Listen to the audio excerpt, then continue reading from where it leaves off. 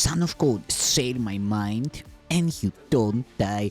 This is the season 1, the episode 503 in the series How to Manifest Immortality. And the name of today's teaching is The God of Sickness. You have not attacked God, and you do love Him. Can you change your reality? No one can will to destroy himself. When you think you are attacking yourself, it is a sure sign that you hate what you think you are. And this and only this can be attacked by you. What you think you are can be very hateful, and what this strange image makes you do can be very destructive. Yet the distraction is no more real than the image, although those who make idols do worship them.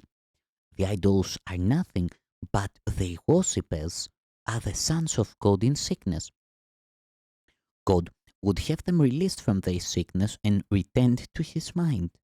He will not limit your power to help them, because He has given it to you. Do not be afraid of it, because it is your salvation. What comforter can there be for the sick children of God except His power through you? Remember that it does not matter where in the sonship he is accepted. He is always accepted for all. And when your mind receives him, the remembrance of him awakens throughout the sonship. Heal your brothers simply by accepting God for them. Your minds are not separate, and God has only one channel for healing because He has but one Son. God's remaining communication link with all His children joins them together and them to Him. To be aware of this is to heal them, because it is the awareness that no one is separate and so no one is sick. To believe that a son of God can be sick is to believe that part of God can suffer. Love cannot suffer because it cannot attack. The remembrance of love, therefore, brings invulnerability with it. Do not side with sickness in the presence of a son of God, even if he believes in it, for your acceptance of God in him acknowledges the love of God he has forgotten. Your recognition of him as part of God reminds him of the truth about himself which he is denying. Would you strengthen his denial of God and thus lose sight of yourself? Or would you remind him of his wholeness and remember your Creator with him? To believe a son of God is sick is to worship the same idol he does. God created love, not idolatry. All forms of idolatry are caricatures of creation, taught by sick minds too divided to know that creation shares power and never accepts it. Sickness is idolatry because it is the belief that power can be taken from you. Yet, this is impossible because you are part of God who is all power. A sick God must be an idol, made in the image of what its maker thinks he is. And that is exactly what the ego does perceive in a son of God. A sick God, self-created, self-sufficient, very vicious, and very venerable. Is this the idol you would worship? Is this the image you would be vigilant to save? Look calmly at the logical conclusion of the ego's thought system and judge whether its offering is really what you want, for this is what it offers you. To obtain this, you are willing to attack the divinity of your brothers and thus lose sight of yours. And you are willing to keep it hidden to protect an idol you think will save you from the dangers for which it stands, but which do not exist. There are no idolaters in the kingdom, but there is great appreciation for everything that God created because of the calm knowledge that each one is part of Him.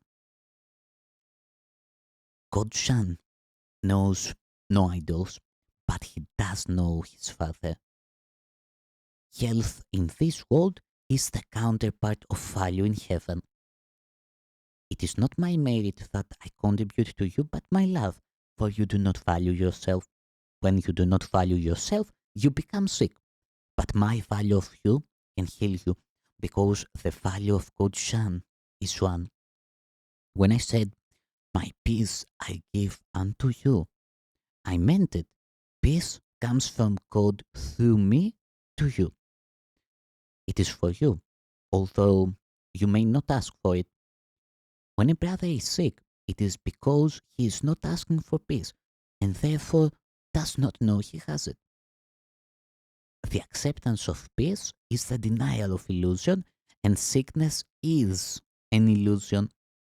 Yet every son of God has the power to deny illusions anywhere in the kingdom merely by denying them completely in himself. I can heal you because I know you. I know your value for you, and it is this value that makes you whole. A whole mind is not idolatrous and does not know of conflicting laws. I will heal you merely because I have only one message, and it is true. Your faith in it will make you whole when you have faith in me. I do not bring God's message with deception, and you will learn this as you learn that you always receive as much as you accept. You could accept peace now for everyone and offer them perfect freedom from all illusions because you heard his voice. But have no other gods before him, or you will not hear. God is not jealous of the gods you make, but you are. You would save them and serve them because you believe that they made you. You think they are your father because you are projecting onto them the fearful fact that you made them to replace God.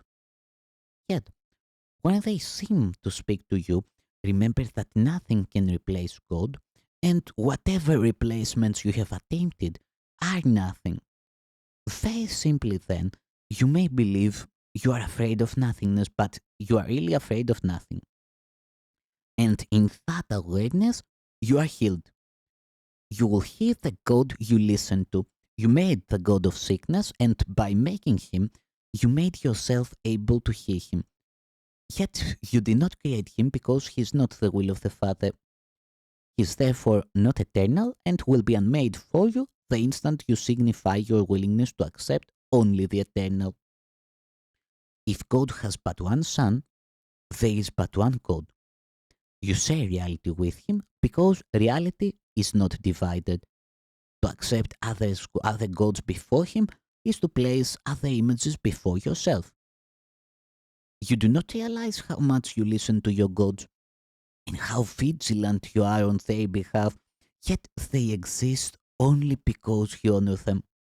Place honor where it is due, and peace will be yours. It is your inheritance from your real father. You cannot make your father, and the father you made did not make you. Honor is not due to illusions, for to honor them is to honor nothing. Yet fear is not due them either, for nothing cannot be fearful.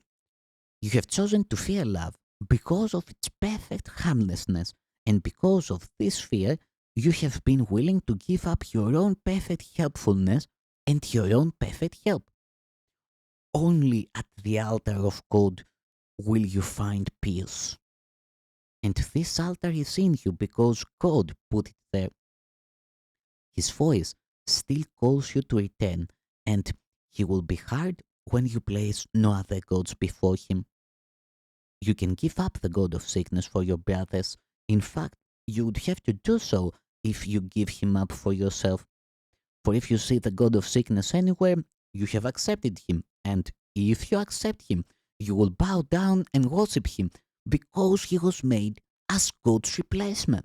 Here's the belief that you can choose which God is real. Although it is clear this has nothing to do with reality, it is equally clear that it has everything to do with reality as you perceive it.